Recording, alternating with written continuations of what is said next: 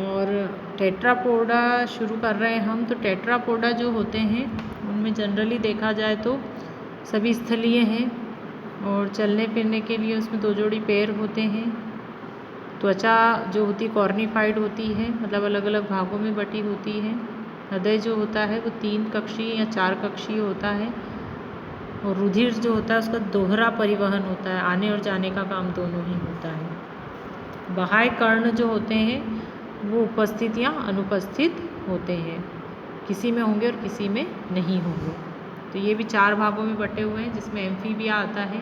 Amphibia का मतलब होता है, एम्फी मतलब बोथ और बायोस मतलब लाइफ, जो दोनों जगह रहते हो, जो जल और थल दोनों में वास करते हो, ऐसे जीवों को एम्फीबिया बोला जाता है। आपको इसका उदाहरण, जैसे कि मेंढक इसका सबसे बढ़िया उदाहरण है एम्फीबिया का। और इसका शरीर जो होता है वो सिर, ग्रीवा और धड़ में बटा होता है या पूंछ में बटा होता है। ये दिख ही रहा होगा आपको मेंढक, जैसे सिर है, नेक है, गर्दन, धड़ और पूंछ भी होती है इनमें, जिनमें होगी, जैसे इसमें पूंछ है तो ये पूंछ में बटा रहेगा। और सामान्यतः 4 पैर होते हैं, 2 आगे और 2 पीछे। अग्र पैर जो होते हैं वो छोटे होते हैं और पश्च पैर थोड़े से बड़े होते हैं और जाल युक्त भी होते हैं इनमें पैर। जाल मतलब आप समझते हो वेब, मतलब उंगलियों के बीच में वेब होता है स्किन का, त्वचा का, जो कि इनको तैरने में मदद करता है। क्योंकि आपको ये बात पता ही होगी कि जो एम्फीबियंस होते हैं वो जल और थल दोनों में ही रहते हैं। त्वचा जो होती है वो कोमल होती है, नमी वाली होती, चिकनी। आपने देखा होगा मेंढक की जो त्वचा होती है हमेशा गीली ही दिखाई देगी आपको। तो कुछ में तो विषैली ग्रंथियाँ भी होती हैं, कुछ में क्रोमेटोफोर्स भी पाए जाते हैं। बाह्य कंकाल इनमें नहीं पाया जाता, बाह्य किसी प्रकार का कंकाल नहीं होता, शरीर के अंदर ही इसमें बोन्स या हड्डियाँ या कंकाल तंत्र होता है।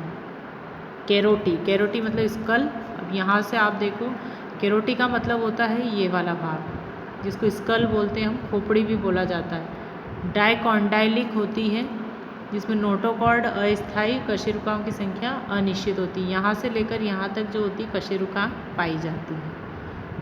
और ये डाइकॉन्डाइल होती है, दोनों भाग समान होते हैं इसमें। इसके उदाहरण बहुत अच्छे हैं, उदाहरण देखते हैं। ये सैलामेंडर है, बड़ी छिपकली, आपने देखा होगी सैलामेंडर को, तो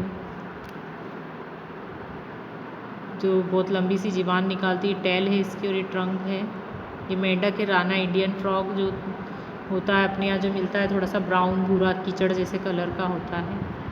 और ये जो है एक तरह से बुफो है, टॉड है, टॉड भी बोलते हैं इसको। हाइंड लिम्ब है, ये पैर है इसके, ये अग्र पैर हैं। ये टिम्पेनम एक झिल्ली होती है, यहाँ पर छेद होता है। ये आईज़ है इसकी। ये पॉइजनस ग्लैंड, इसके आसपास जो होती है पॉइजनस ग्लैंड्स होती है, जहरीली ग्रंथियाँ पाई जाती है। और रफ स्किन, स्किन बहुत ज़्यादा रफ होती है इसकी। एक स्नैक भी है ये, थायोफीस जिसको बोलते हैं। ये एग्स हैं इसके, अंडे जो इसको कवर कर रखते हैं। ये है, दिखता फिर स्नैक जैसा, पर ये आता किसमें है, ये आता इसी में ही है, एम्फीबियन में। और ये हेड है इसका और ये ग्रूव्स इसमें पाई जाती, खांच पाई जाती है। और ये है हाइला ट्री फ्रॉग, जो कि पेड़ पौधों पर रहता है और ग्रीन कलर का जनरली दिखता है, थोड़ा जहरीला भी होता है ये। इसमें भी ये ट्रंक है, ये एनस है इसका, ये हाइंड लिम्ब है और ये फोर लिम्ब है। डिस्क होते हैं, पैड्स पाए जाते हैं। टिम्पेनिक मेम्ब्रेन होती है, टिम्पेनिक झिल्ली होती है और ये आइज़ है। और ये है रेकोफोरस। इसमें तो बहुत ज़्यादा वेब्स आपको दिखते हैं, ये दूरी तक कूद जाता है। इसमें भी आँखें हैं, ये टिम्पेनम है, ये फोर लिम्ब है और ये हाइंड लिम्ब है। और ये जो है इसका ट्रंक है। तो इसमें मुख जो होता है इनके शरीर पर बड़ा होता है और होमोडोंट होते हैं, समदंती होते हैं, दांतों की समान संख्या होती है। नासा द्वार जो होता है मुख गुहा के अग्रभाग में खुलता है। श्वसन जो होता है वो गिल्स के द्वारा भी होता है, फेफड़ों के द्वारा भी होगा, त्वचा के द्वारा भी होगा। तीनों के द्वारा ये श्वसन करते हैं। ये एक तरह से अपवाद है, क्योंकि ये तीनों के द्वारा ही श्वसन कर लेते हैं।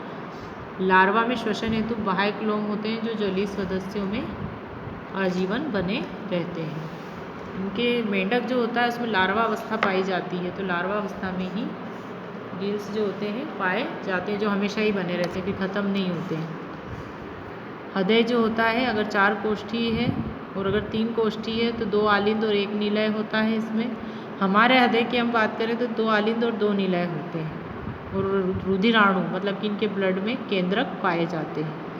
किडनी जो होती है मीसोनेफ्रिक होती है और यूरियोटेलिक होते हैं, मतलब उत्सर्जी पदार्थ इनका यूरिया होता है। कपाल तंत्रिकाओं की संख्या 10 होती है, 10 जोड़ी पाई जाती है इसमें कपाल से निकलने वाली तंत्रिकाएं। असमतापी जीव हैं। असमतापी जीव और समतापी जीव क्या होते हैं? जिनका शरीर का तापमान बदलता रहता है वो असमतापी होते हैं, और समतापी मतलब जिनके शरीर का तापमान समान रहता है वो समतापी होते हैं। एक लिंगी होते हैं, निषेचन बाह्य होता है परंतु कुछ में आंतरिक भी होता है। मादाएं अंड प्रजनक होती है। इसमें जो मादाएं होती है, जैसे हम फ्रॉग की बात करें, ऐसे जीव तो बहुत सारे हैं, सबकी बात नहीं कर सकते हैं, तो अंडे देती है और उनका निषेचन बाह्य होता है। दूसरा जो मेंढक होता है, नर मेंढक जो होता है, उनके ऊपर जाकर शुक्राणु को रिलीज करता है जिससे कि अंडों का निषेचन होता है। परिवर्धन अप्रत्यक्ष भी होता है। विदलन असमान पूर्ण भंजी होता है। एमनियन रहित भ्रूण बनता है। जीवन जो होता है व्रत में टैडपोल लार्वा प्राय उपस्थित होता है। इसमें जो लार्वा पाया जाता है उसको टैडपोल बोलते हैं। जैसे मान लीजिए कोई मेंढक है तो मेंढक के जीवन चक्र में आप देखते होंगे कि एक अवस्था ऐसी आती है जिसमें वो मछली के समान दिखता है, तो उसको बोलते हैं लार्वा, टैडपोल लार्वा। जिसमें उदाहरण है इक्थायोपीस है, सेलामेंडर है, लाइटीस है, राना है, बूफो है, रेकोफोरस, ये हमने देख लिए हैं। अब इसके बाद नेक्स्ट हम रेप्टीलिया पढ़ेंगे। Thank you.